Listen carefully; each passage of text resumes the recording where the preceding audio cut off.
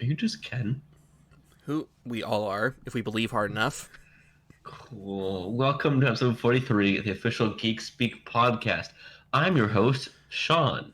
And joined as always is my co-host, Josh, or a Calcum miner, Rudy Rudolph, because he hates the planet. This is the podcast where we watch movies, make movies, play games, and more. What else can you ask for? I had to think for a second of what you were talking about. This is worded wrong in my intro. I thought I might have said anything. Okay. Anyway, I think it's what more can you ask for? That's how it's written originally. That's Wait, how it's what? always been. I thought it's what else? You're probably right. I am deliriously tiredly drunk. Every episode, it's been one more can you ask for. Now you remember the intro? Ooh, but when I have you do it, you don't know what it says. Look, when you put me on the spot, I'm not going to know. Go for it. Try again. Never. I just said it. I said it wrong, but I just said it. No, you've already said it. It's fine. We don't need to talk about it. It's the first episode recording of 2024, which sounds like a very fake year. It's strange that it's here.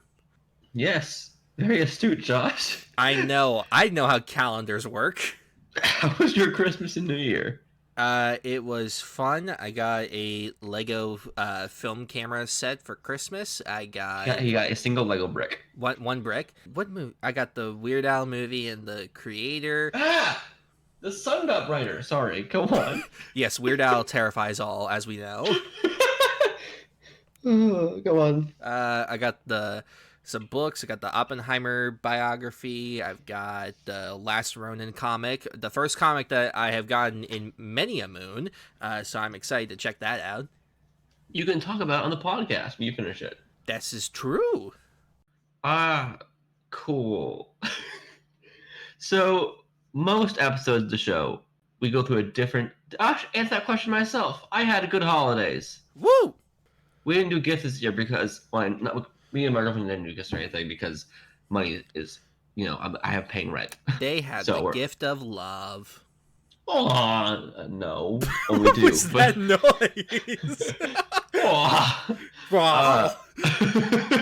It was just like an awe, but like more exaggerated. Aw.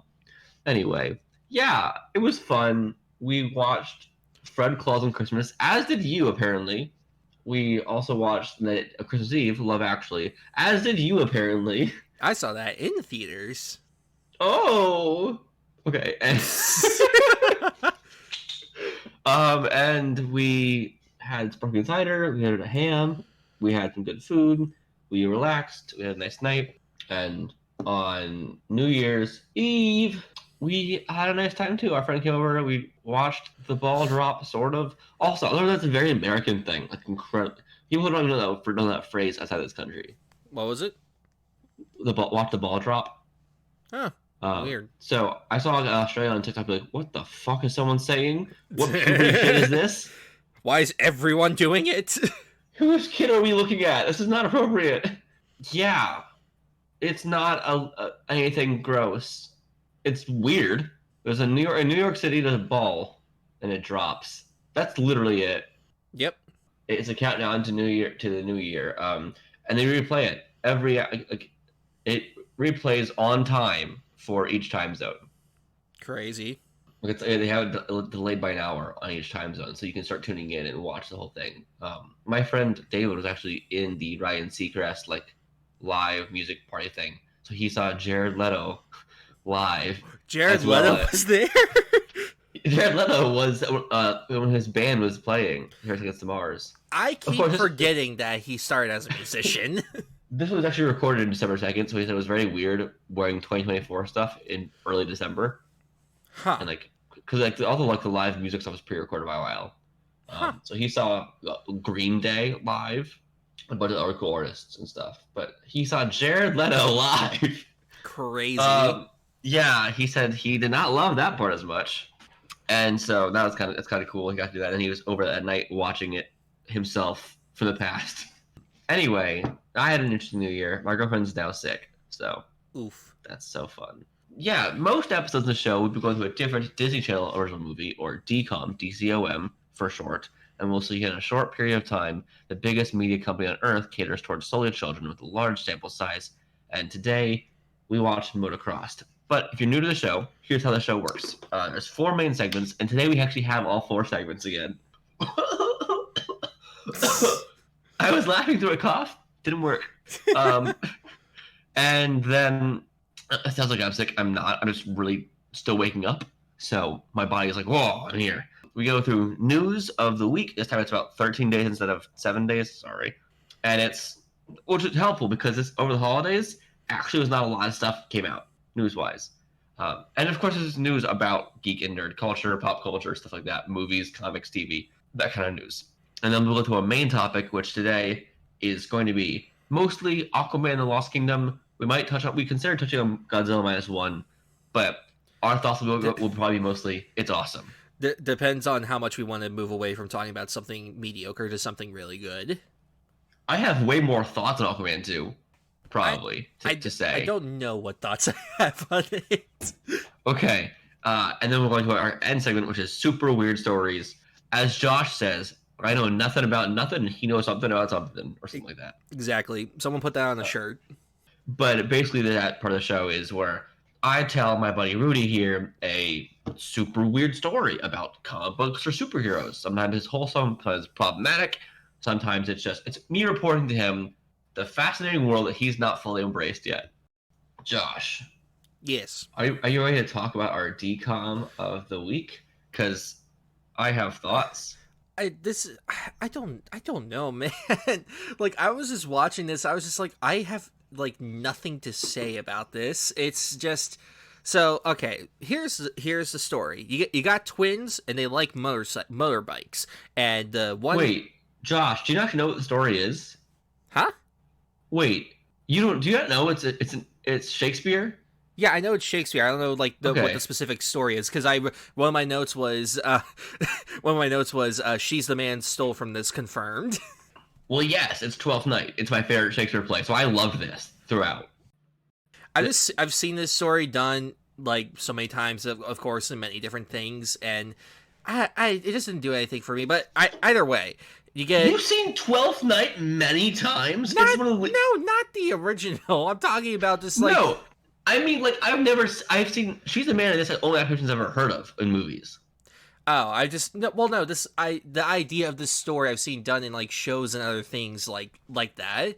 But okay. Not specifically a adaptation specifically of that story. But let me say what the story is. Okay. So you get twins. One's boy, one's girl. They both like motorbikes. And then boy twin gets injured. And so girl twin is like, hey, I'll play for you in this competition, but I gotta look like a boy because girls can't do motorbiking for some reason. I don't know, early 2000s sexism, whatever. And, all the hijinks of just like, whoa, that dude is so cool. But they don't know that she's not really a dude. And romance, other things like that. I didn't really like it. I didn't really hate it. I don't have brain on it. He doesn't have brain on it, y'all. Yeah, I love 12th Night, so I was always looking for who's pairing with who, what's the story going to be. Are they going to fold that character into this thing? And there are some events that take place out of... So I directed the show in high school, so I'm really obsessed with characters and the lore of the story. And so I like any attempt at it genuinely, because I think it's a really, really, really hard show to tackle. Because it's hard to get anything right. Because if you do it wrong, it comes off transphobic. Yeah. And really just homophobic and stuff, which is not the point at all. I could do a whole episode just about the original play, but I'm not going to do that. But this is fascinating. They took out most of the characters parallels I can think of. Olivia was okay. So we had Boy in Green in Motocrossed as Orsino. I don't know what his name is. I don't know. Yeah, and they had Andrew and Andrea are the characters in this as Sebastian and Viola / Cesaro. What's the guy's name? Cesario? Well, yeah, Cesario. And for those who don't know Shakespeare play, don't read it. It's too much work.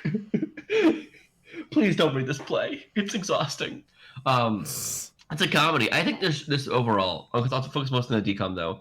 This mostly to me worked on its own.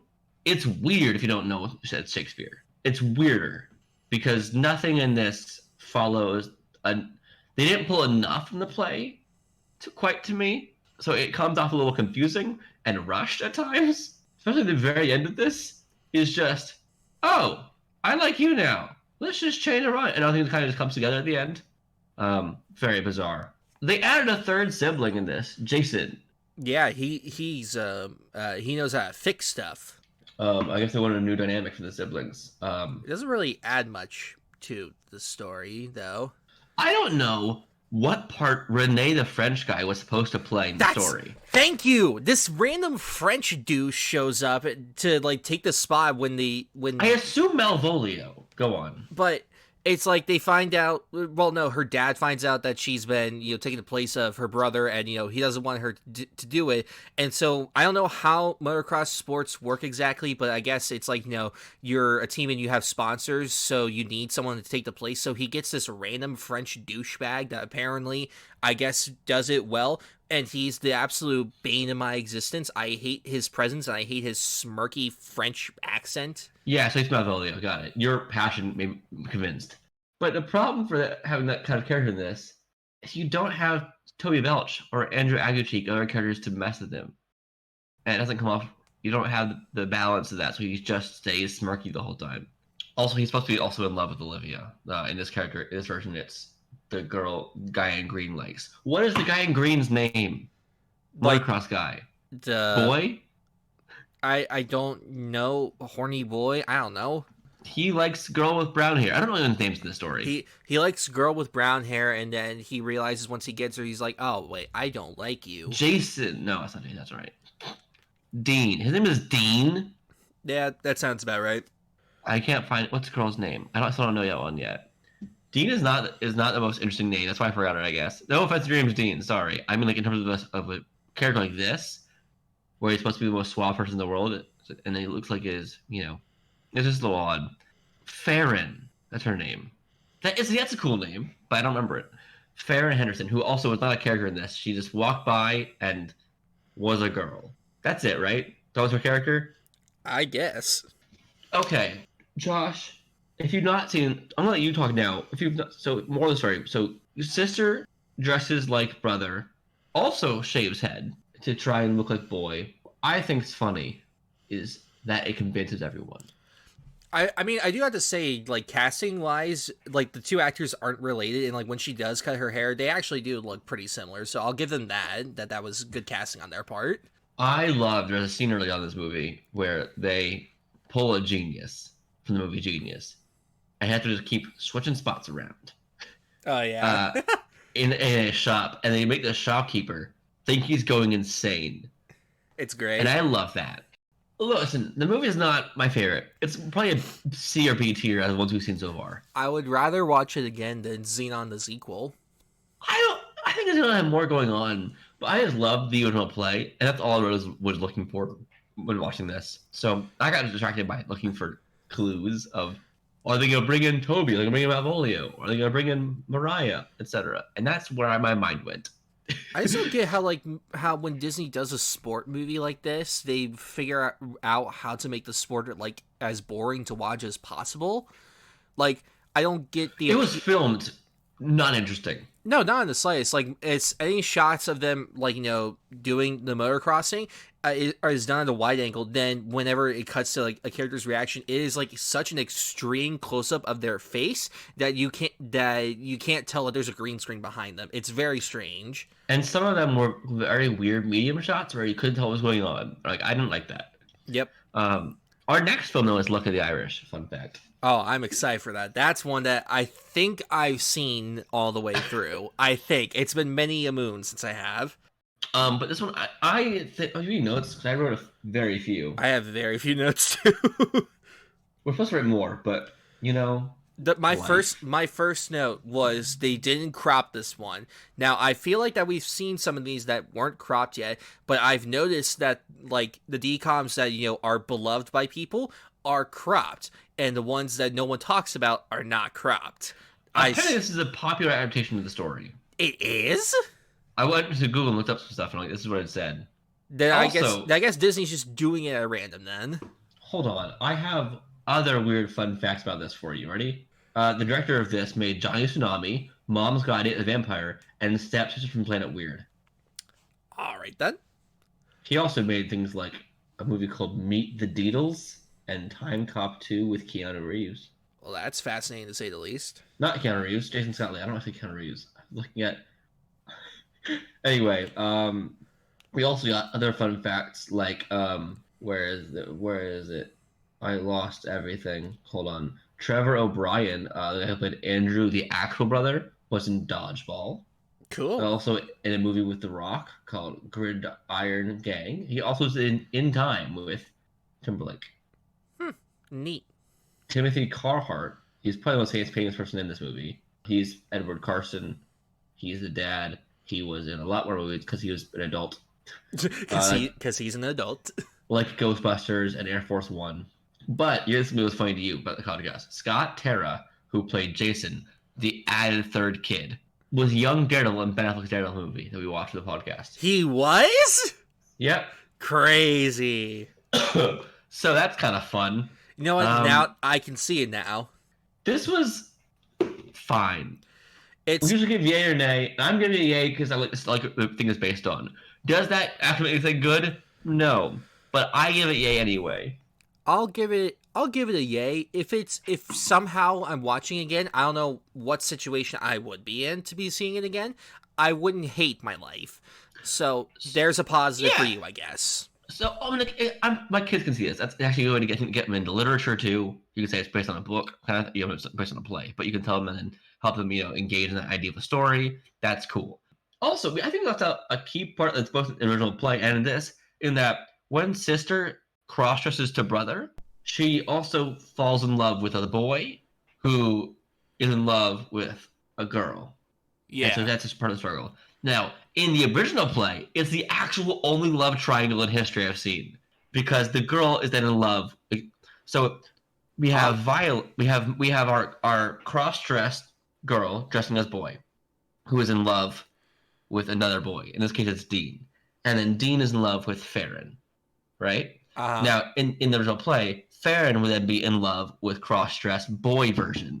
Okay. In 12th Night. And then so it's an actual complete triangle. Usually it's like a love triangle, just a weird love bent line. Yeah. Without being completed. No, it's a complete cycle of a circle back and forth. And I've always loved that. And then of course, when the flip happens, things go when they realize who's who, it all gets a little bit complicated. Of course, in the original play, Sebastian, the brother, does pop up, and then the other girl who loved cross-dress version just falls for him because he looks the same. Neat. Even they have no personality the same. I'm like, that should be more than that, but okay. But so it would have been interesting to see some of that play out here. I think at least have Farron have a little bit more interest in the main girl at that point. That would have been like, oh, that's a kind of cool, at least nod to it. No, but in this, the crux of it is she's in love with this green boy, Dean. He's as far as green. That's all I know. I like that they kept their own distinct colors the whole time. Actually, that was very helpful. Yeah. Maybe the only thing about making this interesting to watch in terms of the racing was I know who was who based on that alone. Didn't know what was happening or who was winning or anything, but I knew that part. Oh yeah, like during the races, I didn't know who was like in the lead or anything. Like I didn't care. Moving on. Yeah, there's really what not much. Else happened? Not much. That's the crazy thing. It's just like she goes to like a couple of them, does fine, then like the dad finds out, and yeah, that's just kind of what it is. This is one of the most wild Shakespeare plays, and they kept none of the wild stuff. Yeah, moving on, I think. This is fine. You can watch it. It's fine. Josh, we have news. News? Why? We're going to start with something not good. Oh, goody. I love it. That was a fun thing you just said. This came out the day we were hanging out, actually. So, Vin Diesel has been accused of sexual battery in a lawsuit by a former assistant. I'm not going to get into the details, but that is terrible. I wish the best to the victim who reported this, and I wish the worst for him if it's true. It's so frustrating, just like how many men in Hollywood with like high statuses like this just keep, getting revealed to be god awful. Like, It's very disappointing. And we're only reporting this because, again, it will probably affect our show going forward in terms of things that we will report on. We're not going to keep reporting the story, but we'll keep reporting on things like, if news about Fast X Part 2, whatever, changes, then you all know at least at why we're addressing that. We have more Minecraft news, though, and that's that now Jack Black has signed on, and reportedly as Steve, which is, like, if you don't know, that's just, like, the main skin of the game. So will he be the star now instead of Jason Momoa? I fully want this to be Jason Momoa just gets transported into Minecraft. That's all I want, because it'd be so ridiculous. I'd love it. Imagine Jack Black in mocap for Steve, just doing full arms and everything. Beautiful. Blocky man. Choosing Jason Momoa, keeping his actual organic, like, normal human body versus, like, everything in blocks. Yeah. Is that what you want? Okay. Also, Jack Black posted a picture of him reading Minecraft Basics for Dummies, a book, which is probably incredibly outdated at this point.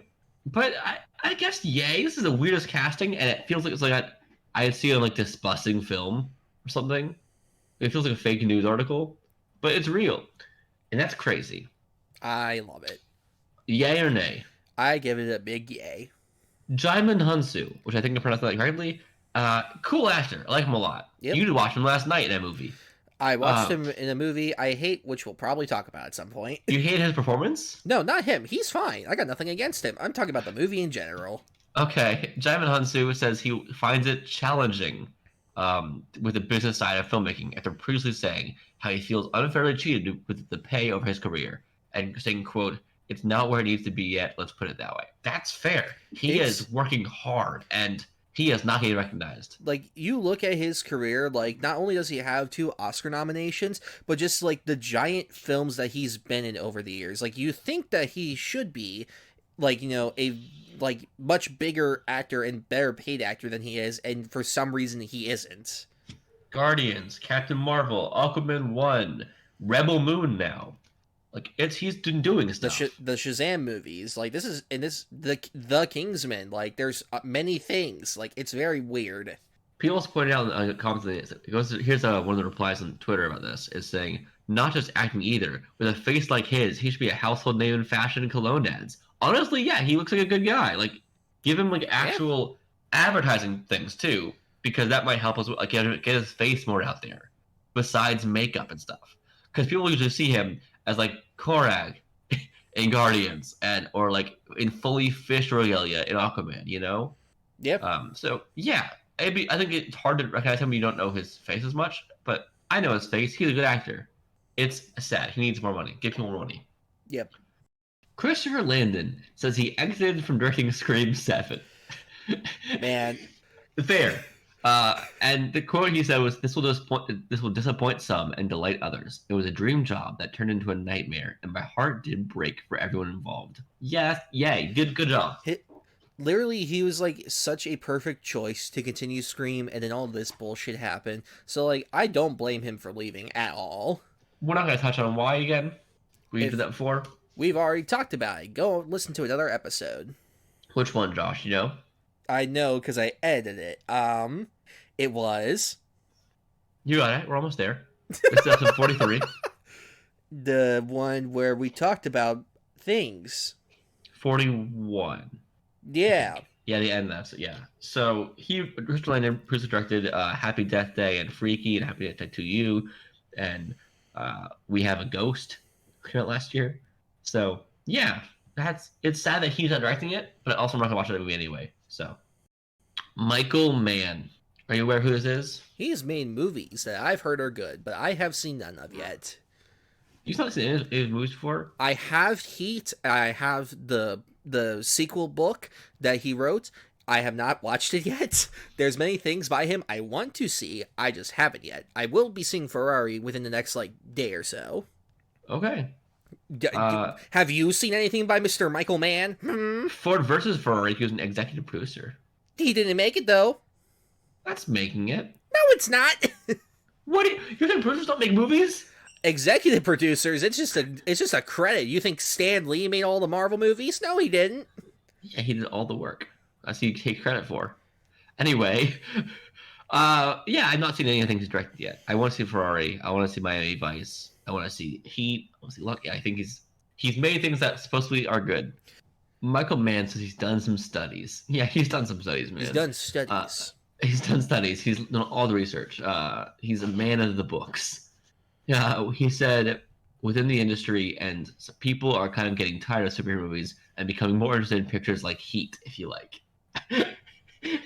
Way to throw your own movie back on top again.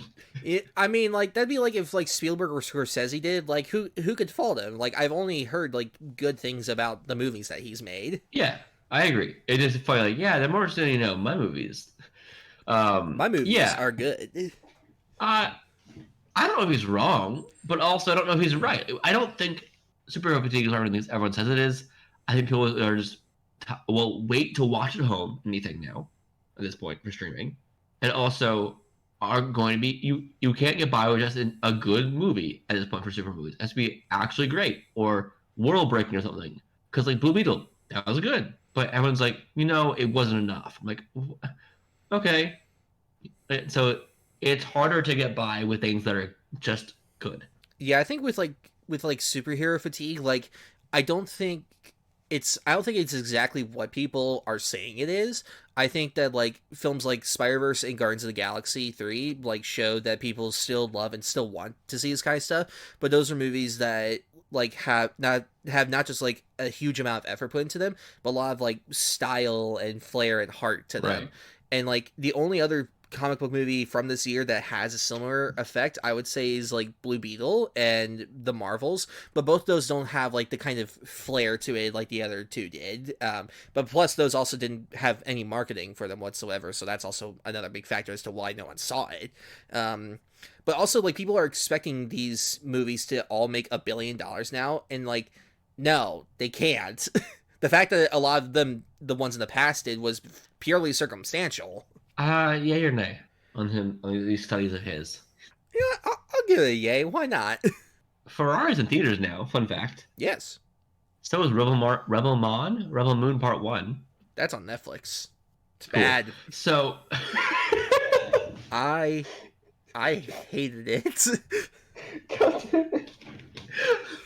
wheezing. It's bad.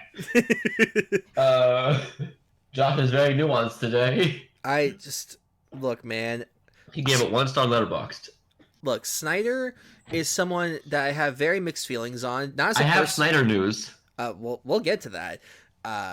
But as a film, he seems like a decent dude. I hope he's a decent dude at least. But as a We film, are behind them until they're proven guilty or something else happens that make us not love them. exactly. And like his films, I am very mixed on for a lot of them.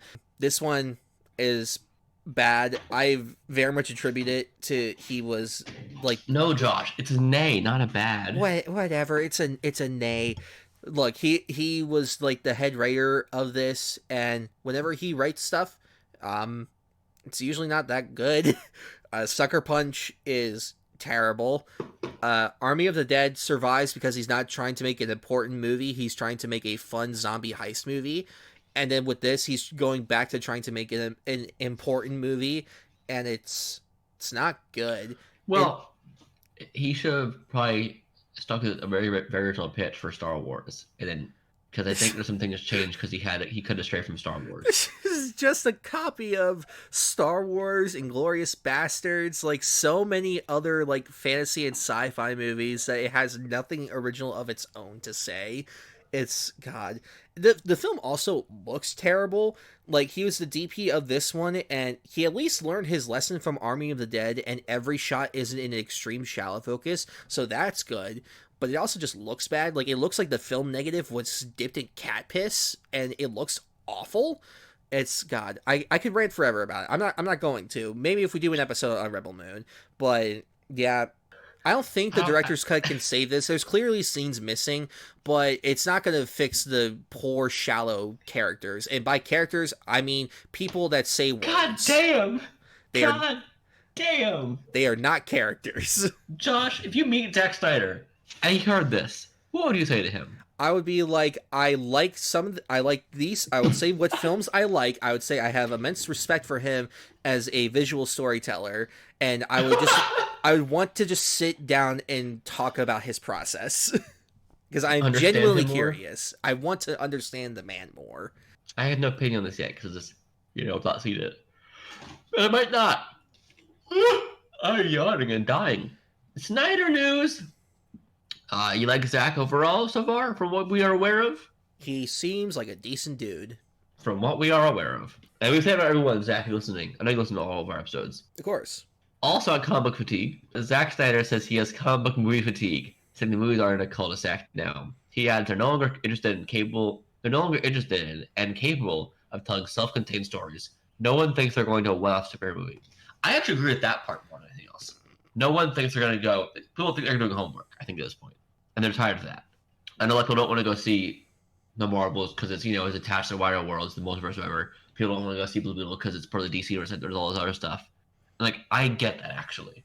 Yeah, I just think it's ironic he's talking about self-contained stories, and he himself just posted that Rebel Moon is like this whole new universe and everything like that. Like, my guy, you are part of the problem also. But it's the start. It's different. He made one self-contained superhero movie with Man of Steel, and then the other ones were all these big universe setup stuff. I'm sorry, Zack, but you are part of the problem.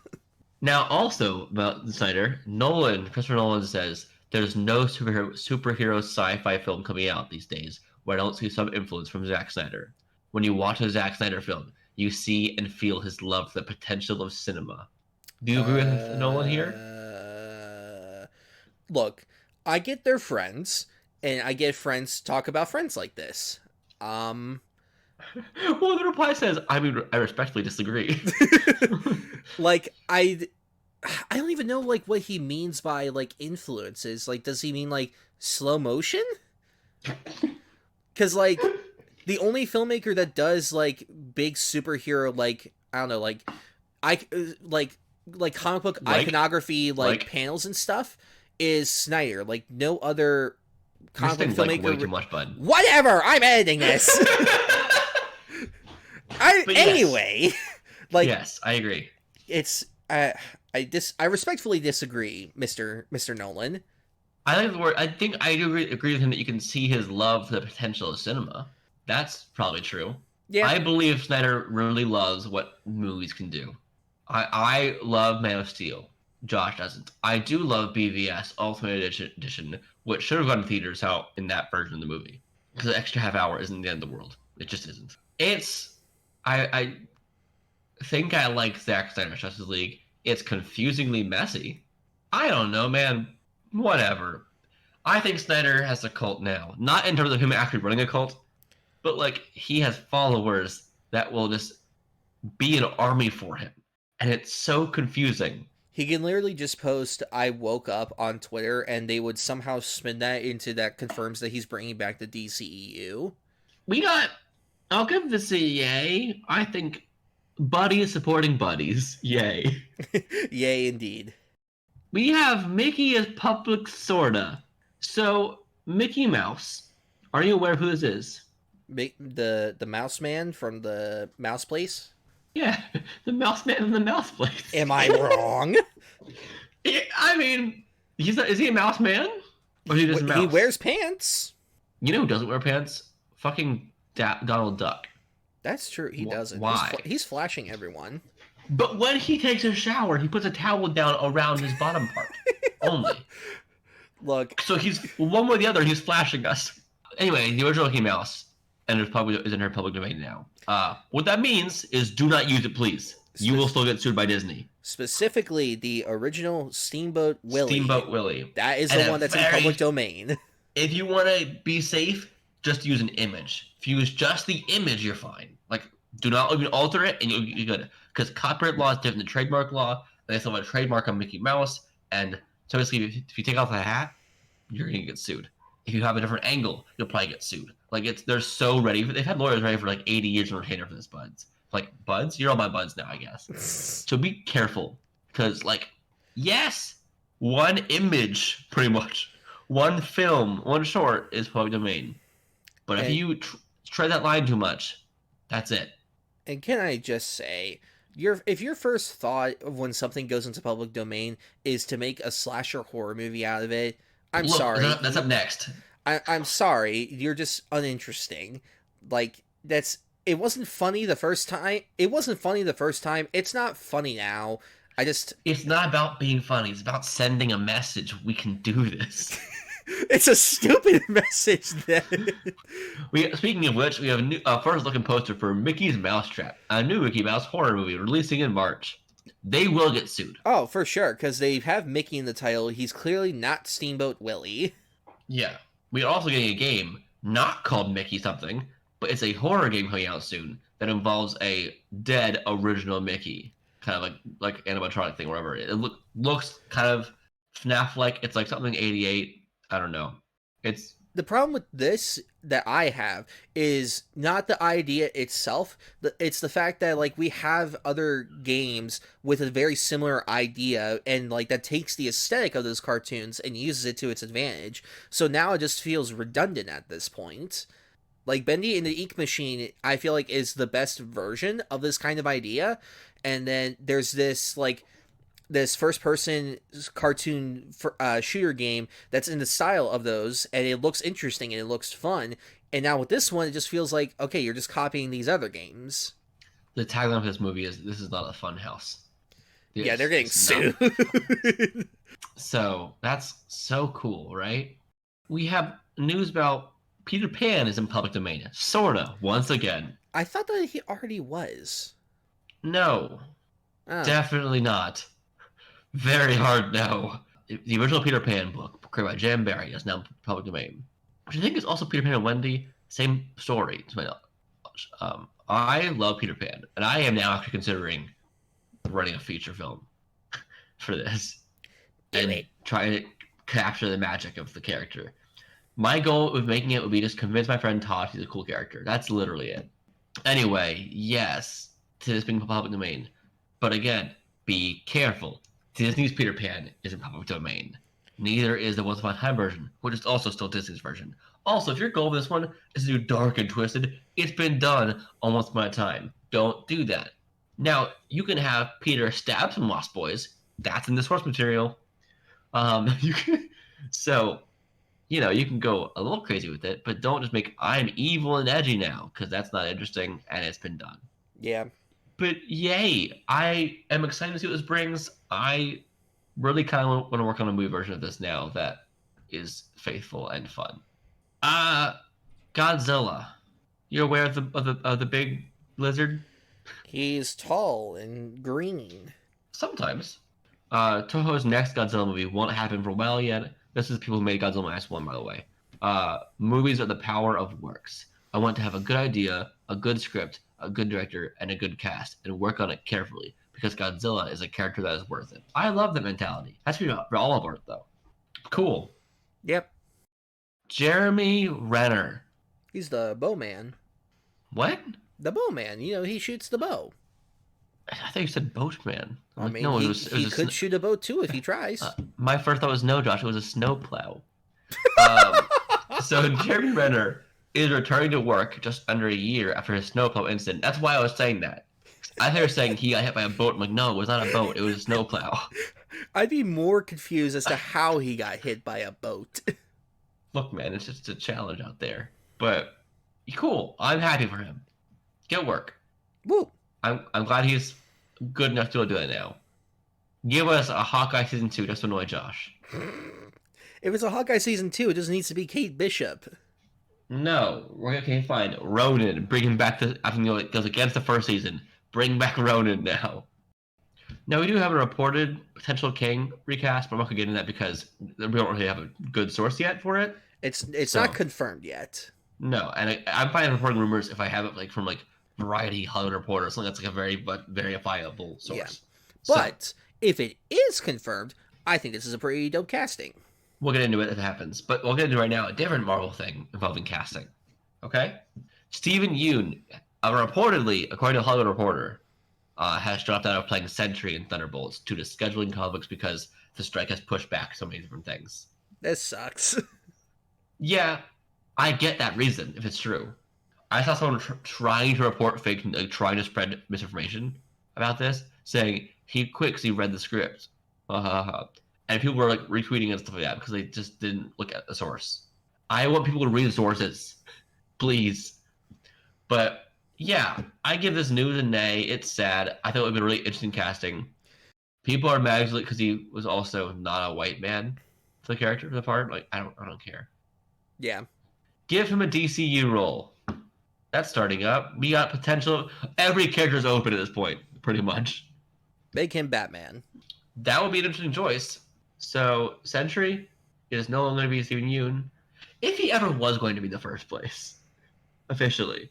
But it's all a little murky. We never got confirmation from him or Marvel, so it's fine. That's our last news piece, Josh. What do you think about this? Yeah, that's sucks. Yeah, that sucks. Yep. Good thoughts. You're very nuanced. I am. I'm insightful. It's time for your favorite segment of the world. Which you ready for it? I don't know. Aquaman and the Lost Kingdom. This is a segment we have? It's a segment for today. Oh. We watched it.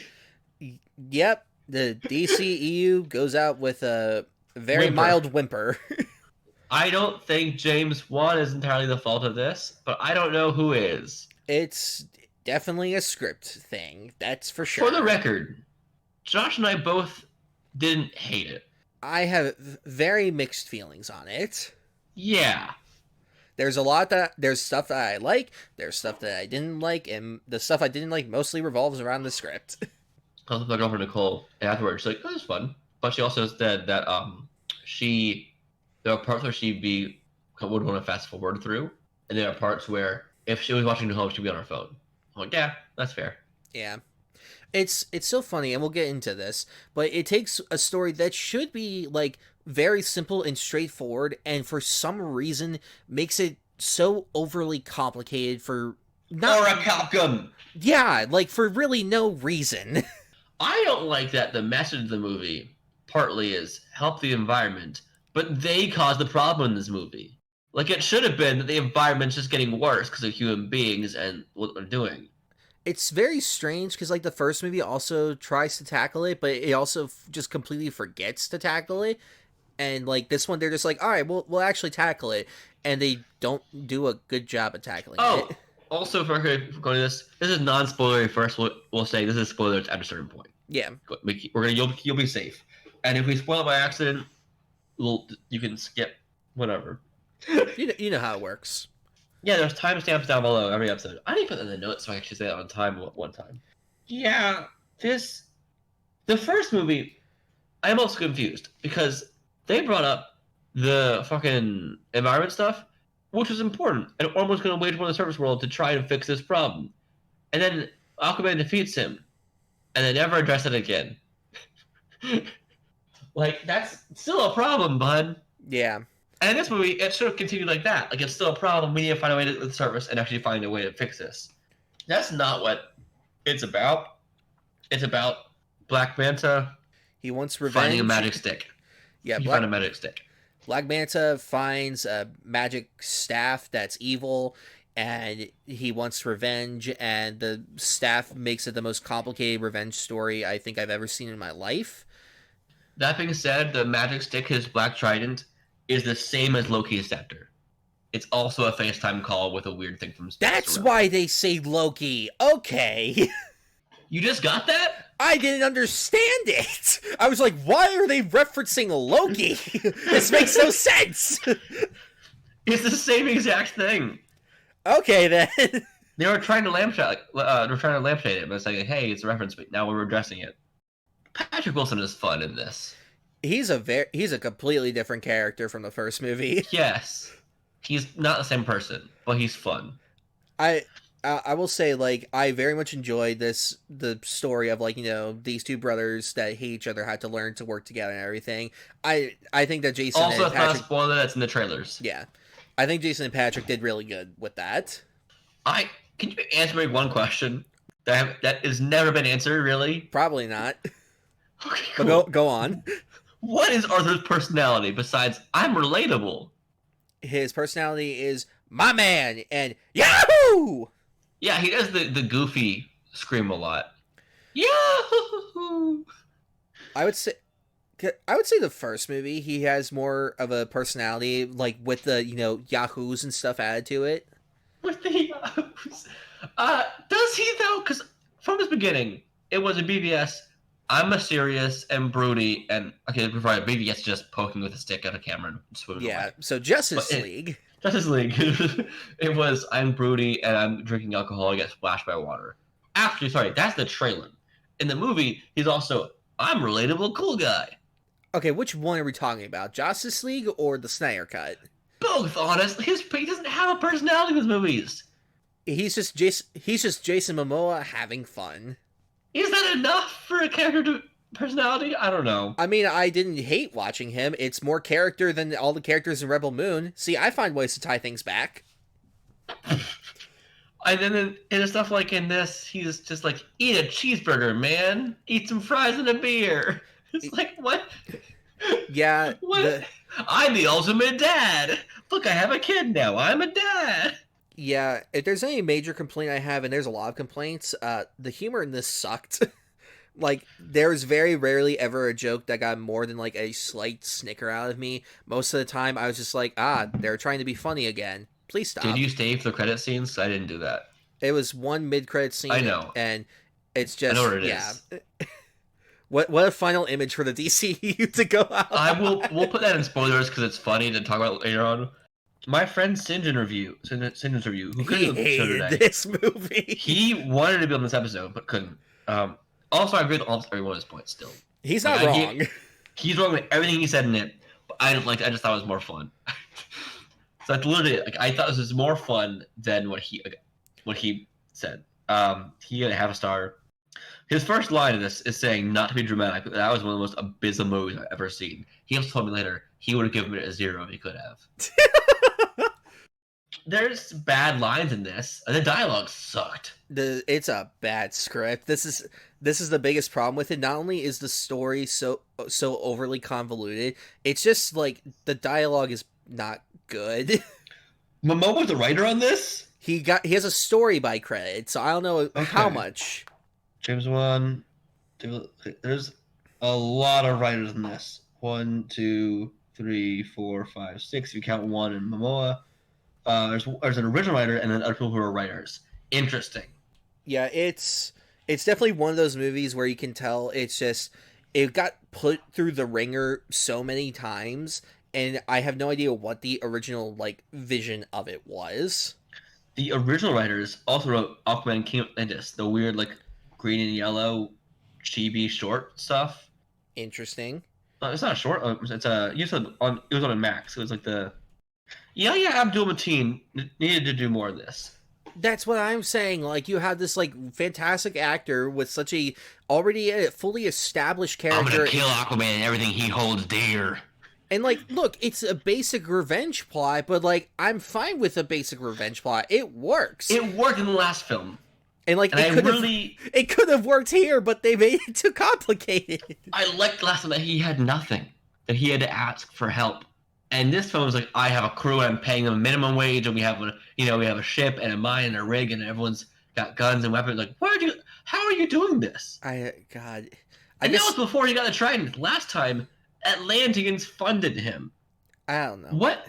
That's actually my biggest question in the whole movie is the entire stuff of this makes no sense because he had resources that were never explained. Not even in a lazy way, hey, remember when I got this thing? Yeah, that really paid off. Nope. I don't get how the Trident repaired his suit. It didn't. Then how the fuck did the suit get repaired? The power suit he never used again. Well, then his helmet, because he hadn't repaired his helmet at all. Then he had he had a table of other helmets. Oh, I missed that then. Yeah, he's basically just wearing a wetsuit with the helmet. I love the whales, so I genuinely love seeing whales or sharks any time I can. Not in the water with me as much. That's spooky, but gotta see a bunch of whales on camera making a bunch of sonar. I laughed when the baby made sonar. It looked so stupid. I understand it made sense. Okay, we're not going to address the baby question in this yet. When everyone's had a line, we're not going to address. That'll be spoilers. Okay, some other points for my friend Sinjin. He brought the global warming thing, how it's all done by an evil person. Yeah, that's stupid.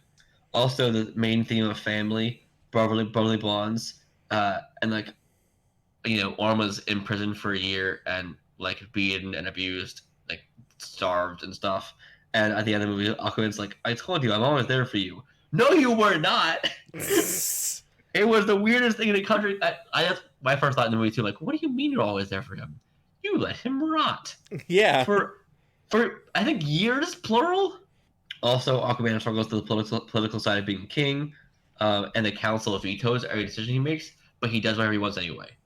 It's like, I can't do anything. Okay, I'm just gonna go do that thing anyway, with no consequences. Yeah, like he talks about how like breaking Orm out of prison is gonna, start a war, and then he just does it, and then there's no consequences for it. What is okay? Josh, explain orichalcum. I don't really know If because you can. The movie barely explains it. It's like some resource that the old Atlanteans had, and it was like destroying the planet. So then they were like, okay, this is bad, so let's bury this forever. And then the evil skull people that power the evil trident are just like, hey, we need this, so like go take it and burn it so that way we can survive and live and all that. And I thought that it was to power Manta's ship first, and that's not at all what it was for. No. Did you enjoy seeing Randall Park back? I thought, I mean, sure. Like, I don't have it, I guess. Yeah, Stephen Shin, his character, is back, and in the beginning of the movie, Manta is like, I am looking for a way to defeat Aquaman, and they're looking for Atlantean stuff, or whatever, and he's helping, because at the end of the last movie, Stephen Shin met with him, and they're going to go, and also Stephen Shin is Randall Park's character, if you're not aware. And they're going in the Arctic or whatever, and I thought, this is the same thing as National Treasure in the beginning. And then they go and they find ice with a monster, and a monster kills like everyone but that besides them too. And then they go into the hole where the monster is, and the monster is gone. It's gone. Never addressed again. And then they find a trident, which later on Manhunter just wakes up and things have been solved and he's fine. Confusing. So Aquaman has a baby now. He's a dad. And Sure. they left out Mera out of the marketing, which I think is, no matter what side of that conflict you were on, is a good move for the movie, because they don't want to bring any of that drama one side or the other into the movie, I think, and that's what they're trying to avoid. Yeah. I will say I liked Amber Heard's performance. She didn't do anything, but she was fine. Nicole Kidman, on the other hand, I did love in this, but I didn't believe her in this. Most of the side characters in this, like Amber Heard, Nicole Kidman, Dolph Lundgren, who I completely forgot was in the first movie. You did? Yeah. And they just like don't have anything to them in this one. Like Tamara Morrison, I think had more to do in this than Nicole Kidman and Amber Heard. I think it's so funny that the end of the first movie shows him and Nicole Kidman like reuniting, getting back together, and then she's like not there at all with him, which is very strange. All I want to see is my two sons working together. Really? What about your husband? Was that clear? Also, when was that clear? Yeah. Do you want to get into spoilers of this movie? Also, anything on plot-wise we could say non-spoilery that you thought was interesting? I will say, when the DCU resets, I will miss the costume design from this. The costume design... Yeah, the costume design of this is really good still. The DCEU, I think, has the best superhero costumes of any franchise ever. And I think because they all felt unique and different, like, to each culture. Like, in Justice League, looking at side by side of everyone, like, Flash's suit made sense for that character and felt like made by him. Batman's suit felt like it had like actual years of history behind it. Superman's suit felt alien. Wonder Woman's suit felt like the actual like, armor from her own culture, as well as Aquaman's felt like armor from his culture. And I really, really liked that vibe. And it's going to be hard to replicate. You're not going to get a better Aquaman costume than this one. No. I don't think. So, good luck with that, costume designer. Please don't make it all feel like it's coming from the same person like the MCU costumes do. Please. Yeah, this movie's fine. I gave it a 3-star on Letterboxd, but I don't know how I feel about it, honestly. It's fine. I don't really know. It's like, compared to like The Flash, I would say the Flash is more egregious on certain accounts, but I would say the story of that one is more focused and easier to follow. It's like that movie has a much clearer and focused story. This one, the story is kind of all over the map and like is just like very unfocused and needlessly complicated. So like on that account, I would say like I could watch The Flash better for that, but like this, I prefer like the action and the direction better. Because like I like that they stopped having people burst through walls every 5 seconds. I did like that they made a reference to it. That was pretty funny. When? Yeah, it's like when it happens in this. And okay, so we're in spoilers now, and Oh, we are officially. I thought we were. You said it. Sure. Okay.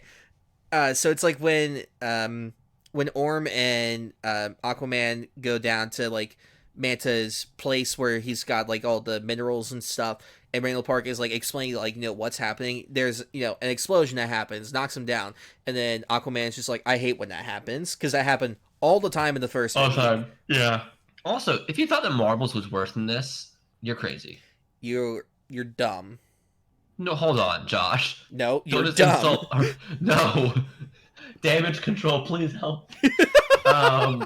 No, I don't think you're dumb. I think your opinions are valid, but it's just I don't agree with you at all. I'm confused by it. If you think Marvel is worse than this, explain it to me. Email us, please, at podgeekspeak@gmail.com, or hop in Discord and explain to us. Rant to us in the Discord call. Explain to us why we're wrong.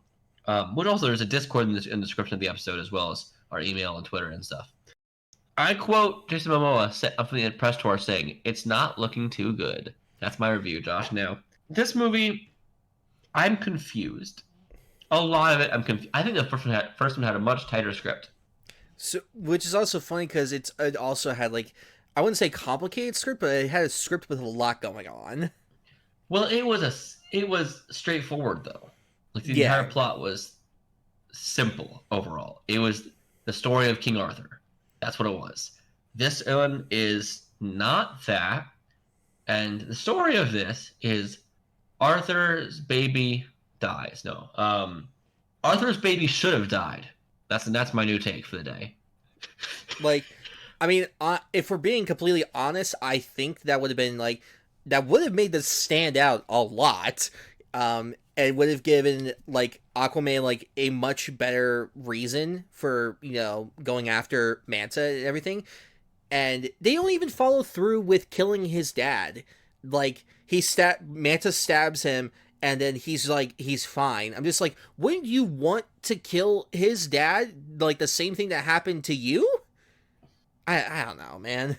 Well, he tried, I think, was the idea. He did. He said, "I want you to bleed out, and like so he can see you or something like that." Yeah, he wanted to see him die. It's just like I feel like that the impact either way would have worked. So why not just kill him?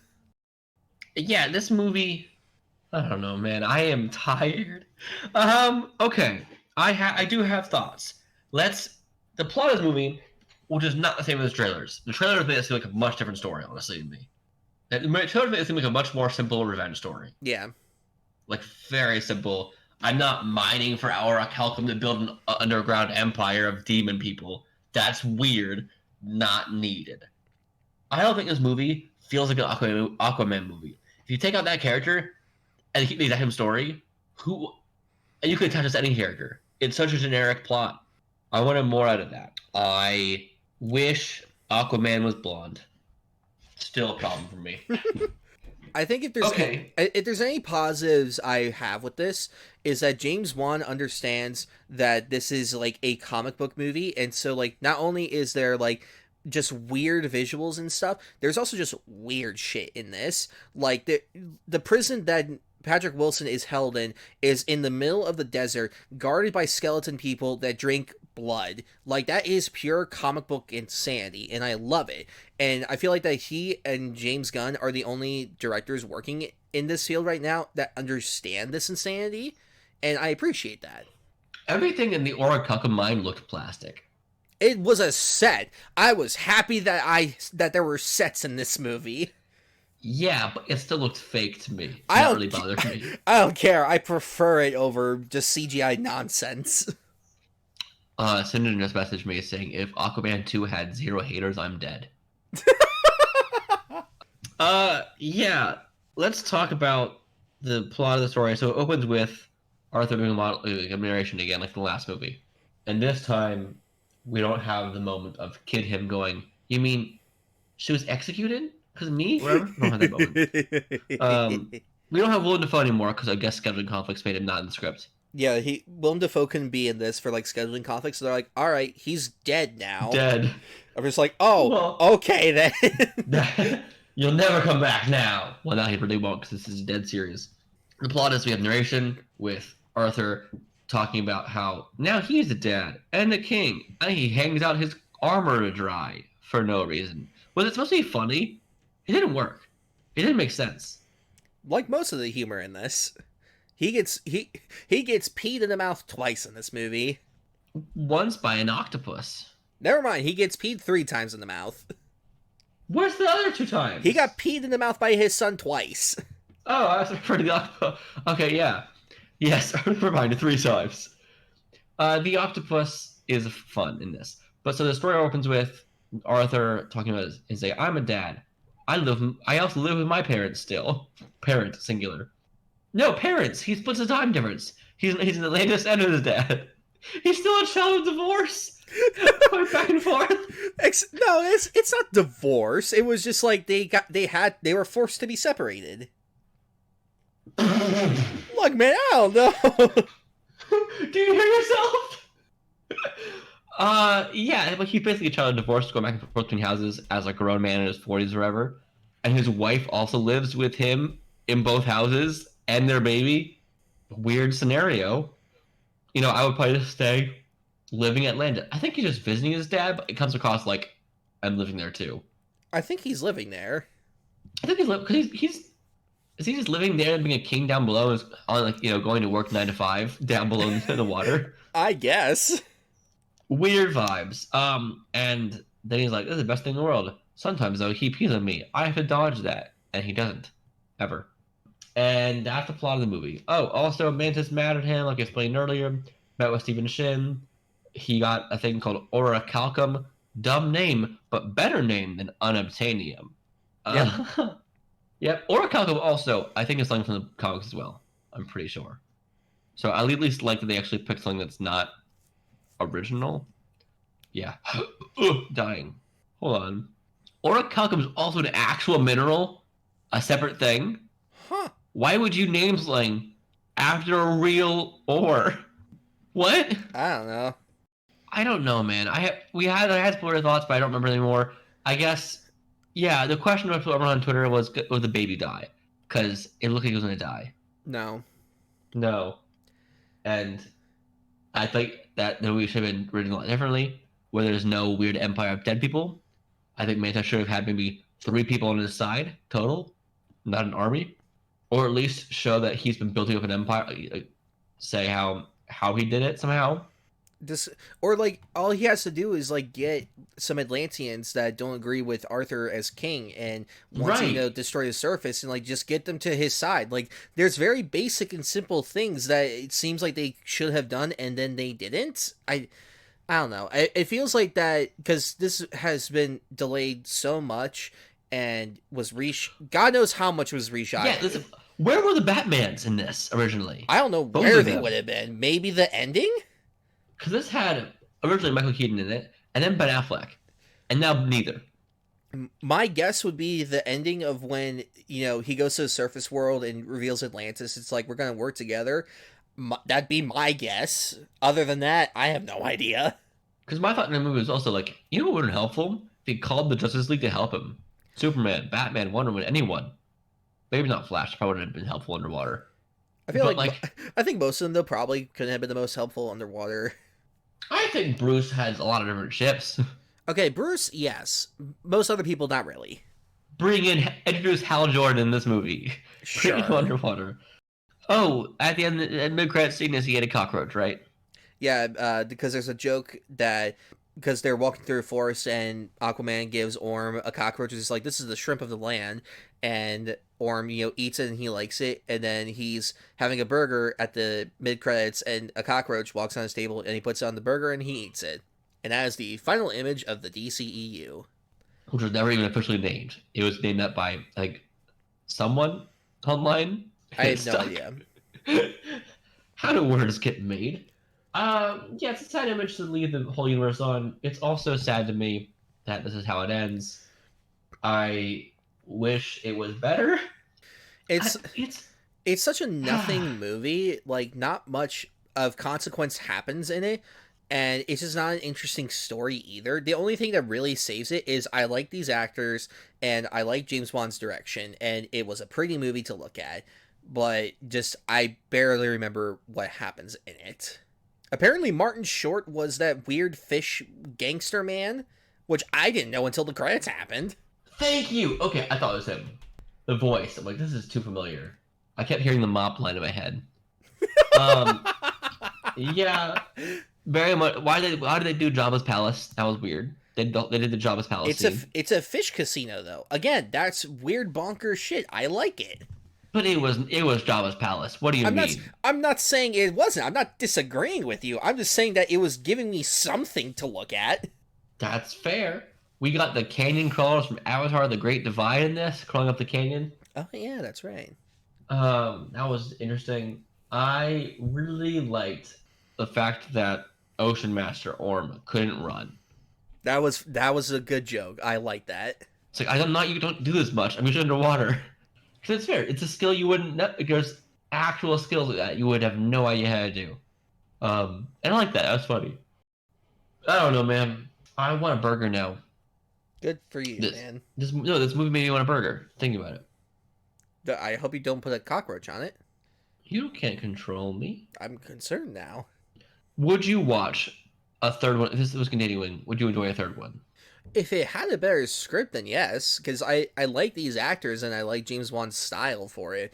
It just needed a good script, and it just didn't have one. I think we needed more character work with Aquaman himself to understand who he is really in this world. Yeah, because he doesn't really, like, we need to know more about him, and he doesn't really go on a journey in this. And not, every movie needs to have a character going on a journey, but I just kind of feel like that this one was ripe for that, like with him and his brother. I also think he should have been a good king. They should have made the choice to make him actually a good king. Yeah. And respected.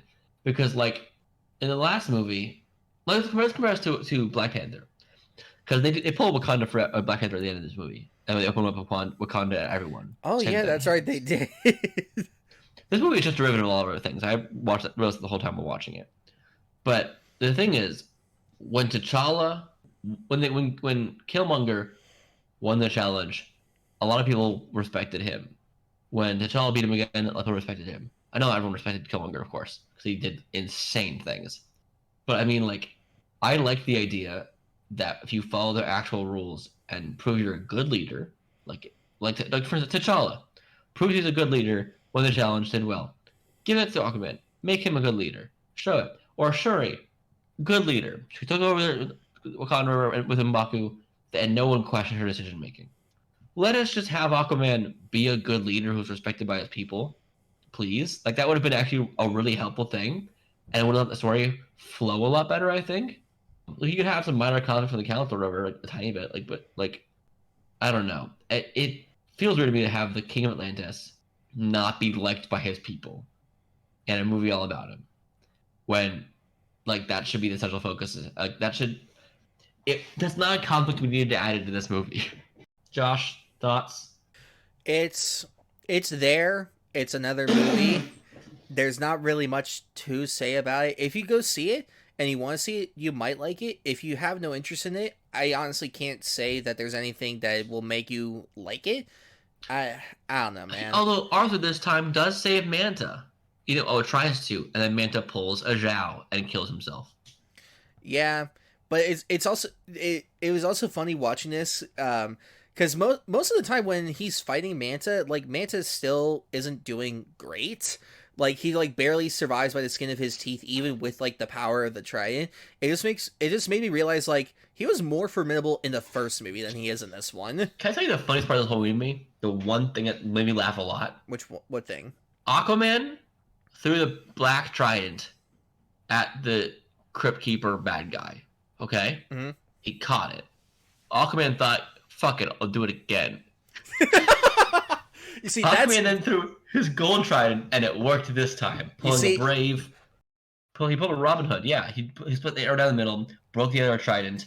I'm like, okay, why did you try it again? You see, that's the thing that I love about this Aquaman. He is a himbo through and through, and he will just think before he ever actually thinks. What?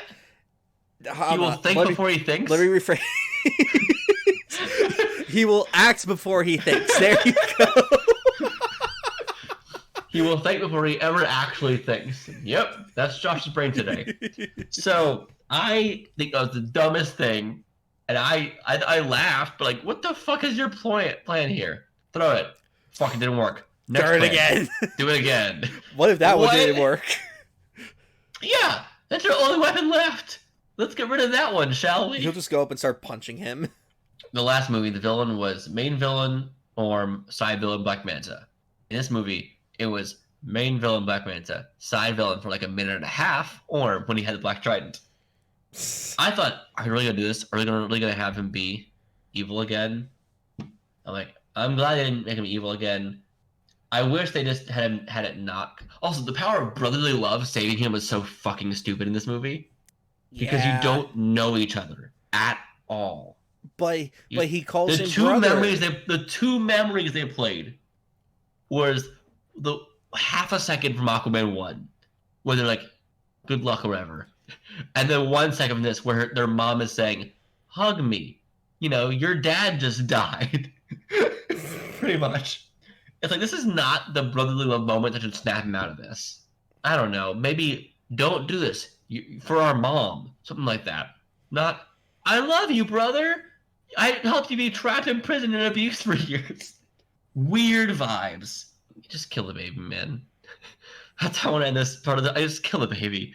I don't hate babies. Let me preface this. Like, I have a baby nephew who's amazing and stuff. I love babies. They're great. But let's kill this baby. The plot of this should have been early on. Manta, the scene from the trailer with his house burning down should have been like 10 minutes into the movie. It really should have. That should have been a huge catalyst. That should have been the movie's about, is an equal side revenge. And then I need Orm, help me. I know and Orm, you know, like, could have been like, I helped us get our mother back. Help me revenge my father. Something like that would have been a better story for this. Much more straightforward. And then you can still have a magic black trident, remember, but don't make it a ghost FaceTime call. I don't get this choices in this. And James Wan, I respect you. I actually respect everyone who worked on this. This is not any one person's fault. This is a mess that became from studios changing, people changing, 2 or 3 Batmans, you know? We had a lot of things happening. A delay with COVID probably messed with it also. There's like delay with strikes. Yeah, there's like so many factors that just like made this not work.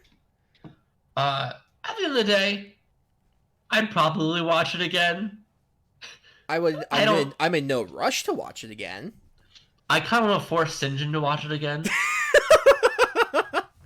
If you don't know who he is, he's a friend of the podcast. He's been on before. He'll come on again this year. I think he might murder you if you do that to him. Look, man, he loves Tarkovsky. This is the same vibe. I don't think so. But hey, so? to each his own, I guess. That's our thought. So Aquaman, Lost Kingdom, yay or nay? No in between, one or the other. If there's no in between, I guess I'll give it a nay. Like, this is this isn't the worst comic book movie I've ever seen, but it certainly is not a good one. I give a yay for one reason and one reason only. Josh, ready for it? Sure. Whales. That's a good reason. Yeah. Also, the octopus was fun. Yes, I loved, again, this is back to the insanity. I love that he used an octopus for a jailbreak. Like, that's so stupid. I love it. They It's gave him Aquaman Seahorse. yeah, It's Storm, right? That's the horse's name? I think so. Yeah, Storm. Like, that's his actual comic book pet. And I love that. They designed it. This would be really cool, actually. I like the look of it. Like this weird neon blue kind of vibe. It looks like bioluminescent. I like that a lot. One thing that's cool is because this is like deep ocean, whatever. They could make any creature look like anything. That's fun. Weird Job in the Hut scene. Weird Black Panther ripoff. Weird ripoff of other movies now. What is this movie? Can you explain to me in one sentence what it is? Yahoo! Thank you, Goofy. Moving on. Josh, I didn't explain this very fully in the beginning of the episode. So what is a super weird story? So I know nothing about comics and nothing involved in it. Like yesterday, I found out that Batman, his mom is Jewish, so he's part Jewish. So I never knew that. But just an amazing example of how I know nothing. And Sean knows more than me, so he just rants to me about things. I'm like, huh, that's certainly a super weird story. Are you at least aware Spider-Man is Jewish? I am now. I didn't know that for the longest time. Okay, he said I am now. I think like this exact second. Now I know. He even speaks like Yiddish in comics a lot. Okay, this is once again from my trusty book, The League of Regrettable Superheroes by John Morris. I've not pulled one of these out in a while, Josh. This is true. You ready for it? I don't know. What do you think this character's going to be about? Something inappropriate. This is Ultra, the multi-alien. So, very inappropriate. Right? You ready to hear a quote from him? Should I be scared? No. I've somehow become a weird alien. 4 of them.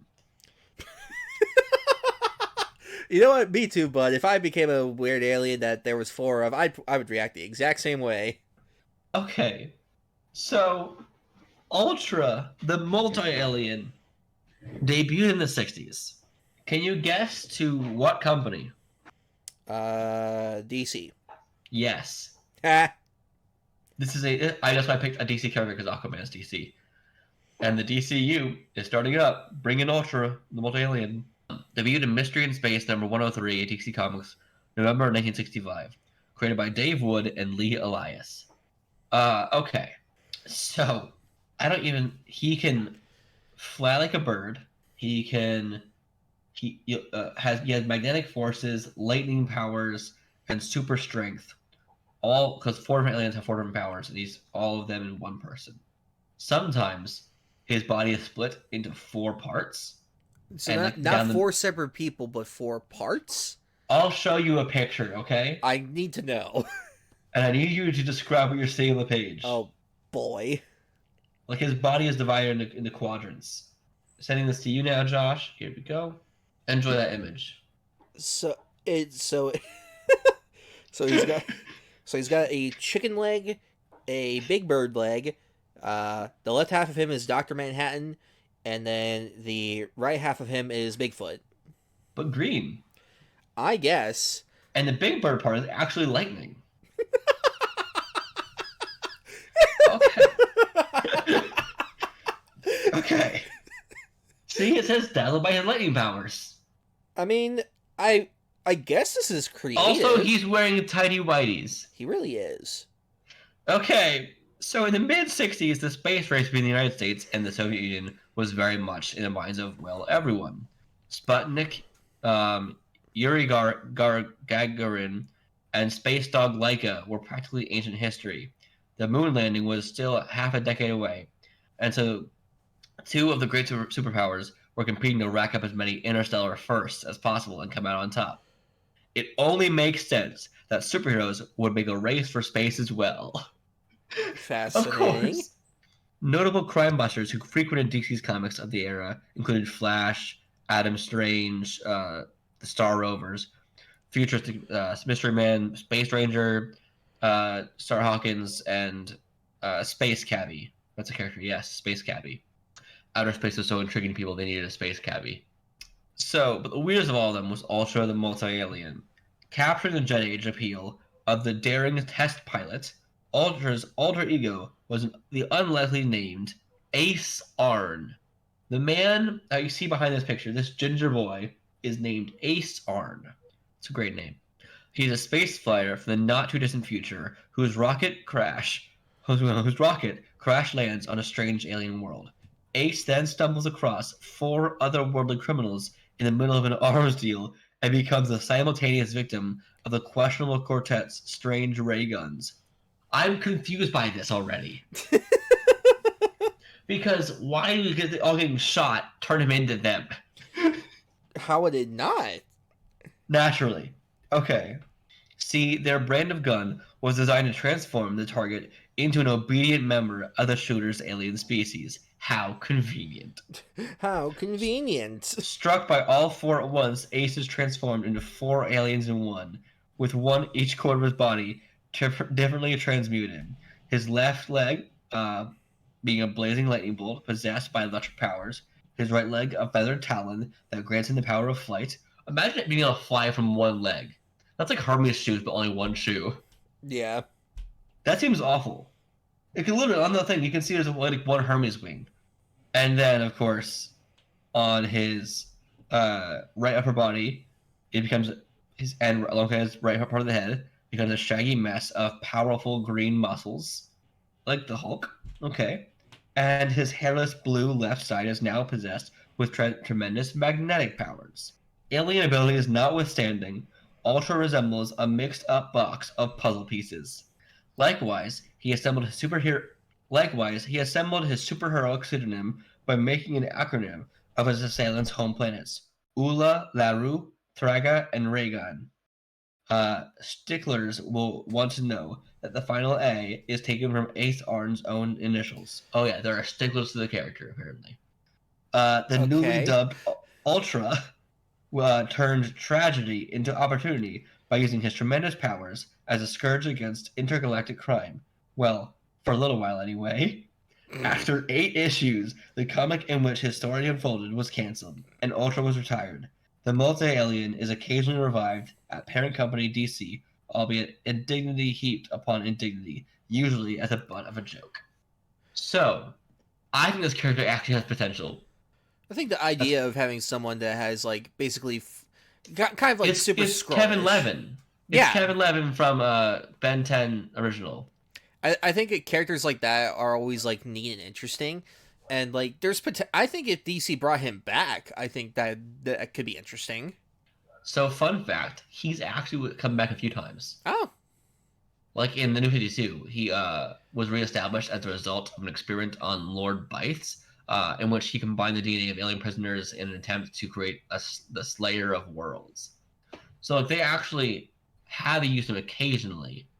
He's in The Brave and the Bold for an episode called The Siege of Starro. He makes a cameo appearance in Superman Unbound. He's discussed on a segment with Conan O'Brien, calling him a mess. I don't understand why Conan O'Brien knows who this is, but fascinating. Would this be a character you want to see in the new DCU? I think that it could fit for, like, if Gunn is going for a more comic accurate universe and, like, really ups the zaniness, then I would say yes. I don't think he would be a main villain, but I think it would be, like, a fun villain for, like, Superman to come across. Well, he's a hero. You know what I mean? Hero, villain, it's all the same. Josh, if you were hired to pitch this movie, would you do it? I mean, maybe I could. Make Jason Momoa Mr. Ultra Man, Ultra the Multi-Alien. In the new DCU, have him be Ace Arn, the test pilot. Yes. Give this to Glenn Powell. So this is a character that's, I think, weird, but, like, actually interesting enough that I would enjoy seeing something with this character. Noted, his reappearances in, like, things like media and comics have usually been as backgrounds in the drawing. Because it's easier to draw that for fun thing in the background than it is to actually give him a purpose. Although, like, I think the idea of being able to fly, having lightning powers, magnetic powers, and super strength, those are cool powers to have for a character. Yeah. So, like, you could do a lot with him. Make him their new Iron Man. Make him their new starting a universe. Any final thoughts on this character, Josh? Neat, interesting, not too horrifying. So I'd say that's a positive. Any final thoughts on the episode as a whole? Like of everything we talked about. Yeah. Neat as well. Cool. Even the Vin Diesel thing is neat to you? Wow. I don't know. Let's see how it is. You're doing great today, Josh. I know words. Thank you for listening today. My name is Sean. That's not how I end this at all. I'm Josh, and this is the podcast. Josh, where can I find you online? I'm at places. I'm on Twitter at j_rudy28, Instagram j_rudy16, YouTube Josh Rudolph, and Letterboxd at nerd4film28. You can find me on TikTok and Instagram at That Nerd in Theater, or on Instagram, I just said that, or on Twitter at The Theater Nerd, or you can follow the show on Twitter at GeekSpeak Pod, or tweet us with hashtag GeekSpeak Pod, or join our Discord, which is in the description now. We're trying to build community as much as we can. I would love to see all you wonderful faces down in the Discord, and where you can help comment on the different episodes, vote in tier lists, play games together, etc. And you also can email the show at podgeekspeak@gmail.com, and we will read your thoughts aloud. Not like you read your mind, but like read your thoughts that you send us, like your emails. Not that you know. You have powers to read minds? Not that you know. Oh, well, now I know. Oh, no. He knows too much. Thank you all so much for listening to this episode. It was a blast, and we hope to have you back next time for Luck of the Irish, and probably an even weirder story. I have some ones I'm going to pull up, make Josh uncomfortable. Yay. All right. Thank you for listening. Have a good day. Goodbye.